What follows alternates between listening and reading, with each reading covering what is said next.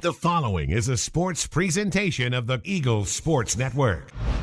This is CNEagles.com. I'm the voice of the Eagles, Adam Cavalier, alongside Carson-Newman women's tennis player Jen Ott. Jen, you finished up a missions trip this summer. You've spent the last 2 months in Bulgaria. Yes. Certainly an amazing experience, I'm sure. Favorite parts? What was it like spending the summer abroad and doing God's work? Well, the culture was phenomenal, but my favorite part has to be the people. It was the best part and the hardest part, just living with people, teaching them English and hanging out over coffee and in the park. But just the relationships were the best part, seeing people of a different culture and how they think and how they act. It was fun. English is a second language type stuff. What are the challenges involved in that? Well, the hardest part in conversations was making sure they understood everything I said, whether I was using idioms. That was a huge part of my vocabulary, but they understood so much more than I had thought going to Bulgaria. They're very smart people, and sometimes it's their second or third language. But it was fun because they learn the best from a native speaker. Sure. And that was a gift that I had that I would never have thought. I speak English, so that's a tool and a gift that I never thought I would have. You say people were one of the best parts. How many Facebook friends have you added from your time over there? And give me some examples of people who touched your lives in addition to you touching them. Well, I have many new Facebook friends, many. But I have a friend that I played tennis with. Crazy connection how I met her. But we would play tennis, have tea and juice afterwards, and then talk and just hang out for a little bit. And then I had a friend that we would just go downtown, and she gave me a tour of the city, which was really fun. Just showing me her favorite coffee shop, showing me her favorite places, the special parts in the city. I had a friend that we would just meet for coffee every week and just hang out.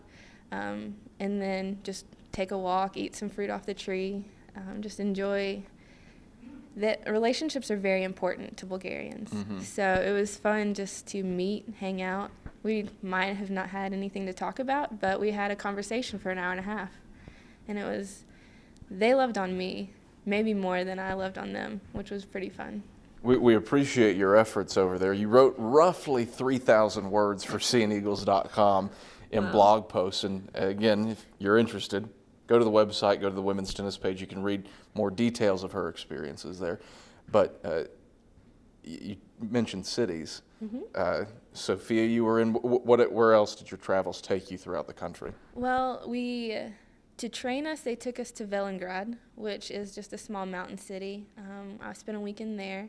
And then we went to Istanbul, which is in Turkey. That was crazy. Their population of the city is 3 times as much as all Bulgaria. Wow. So, and then we went to Plovdiv, which is an ancient city of Bulgaria. It's built on 7 hills, kind of like Rome, kind of that old. And then we went to some of the mountains where we had camp, the Rhodope Mountains. And so that was just outside of Plovdiv. So we got to travel quite a bit, which was really fun too. How much of the Bulgarian culture, language, did you pick up and bring back here? Well, a lot of the how are you doing, what's going on, greetings. I still say ciao all the time, which is an Italian phrase, but they use it in Bulgaria. And just different, I can say what I learn, what I study, I can introduce myself, but I'm slowly learning. But I like it. I want to keep learning. Is there a favorite moment, memory that sticks out to you? Aside from the people? Aside from the people, well, when we first got there, we had a scavenger hunt through the city, which we had no clue where we were, what we were looking for. So we had a few Bulgarian friends and then a few team members, and we were just set out on the city without a map.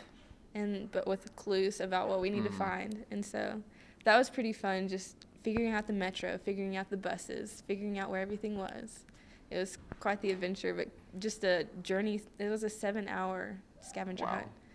So we were pretty exhausted afterwards. So what do you take from all these experiences that you learned over the summer, and how do you apply them athletically on the courts this season? Living life with people and loving people and doing ministry through your everyday life. It's kind of a broad topic, but it was fun. They're your friends. You love them. They love on you. And at the same time, you're walking together through life's struggles, through life's good things and bad things. And so I definitely want to bring that to to my everyday life, whether it's my friends on the court, my teammates, or whether it's off the court. What about, say, some person is on the fence about doing something similar to this, a missions trip abroad for the summer? What would you say to them to convince them to go? I really enjoyed going for a longer time than just a week, because I was able to be in the culture and get the good and the bad parts about the place that I was. Sometimes when you're there for a week, it's the high points, but weeks are still good. I love traveling and looking at different countries because you get a different perspective on life, perspective on our country, and I very much recommend it. Jen, thanks for the time. No problem. It's Carson-Newman women's tennis player Jen Ott. I'm the voice of the Eagles Adam Cavalier, and this is SeeingEagles.com.